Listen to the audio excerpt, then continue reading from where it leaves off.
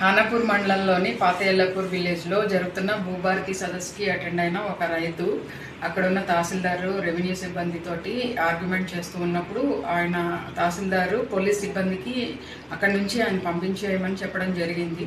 పంపిస్తున్న క్రమంలో ఏఎస్ఐ రామచందర్ అతన్ని చాలా దురుసుగా నెట్టివేయడం జరిగింది. ఇట్లాంటి చర్యల్ని పోలీసులు కూడా ఎవరు హర్షించరు. ముఖ్యంగా నిర్మల్ పోలీస్, మీ పోలీస్ అని మేము ఒక క్రమంగా ప్రజలకు దగ్గర అవుతూ ముందుకు వెళ్తున్న క్రమంలో ఇట్లాంటి చర్యలు అసలు నిర్మల్ పోలీసులు ఎట్టి పరిస్థితుల్లోనూ సహించేది లేదు. అలాగే మా జిల్లా ఇన్ఛార్జ్ మినిస్టర్ సీతక్క గారు కూడా ఈ విషయంలో ఆరా తీయడం జరిగింది. మా ఉన్నతాధికారులు కూడా క్రమశిక్షణ చర్యలు తీసుకోమని చెప్పడంతో మేము ఈ ఘటన మీద రిపోర్ట్ తయారు చేసి దీని మీద ఎంక్వైరీ చేసి బాసర రేంజ్ డిఐజీ గారికి ఇది క్రమశిక్షణ చర్యల కోసం సిఫారసు చేయడం జరిగింది. ఈ రామచందర్ ఏఎస్ఐని డిఐజీ సస్పెండ్ చేశారు, విధుల నుంచి తప్పించడం జరిగింది.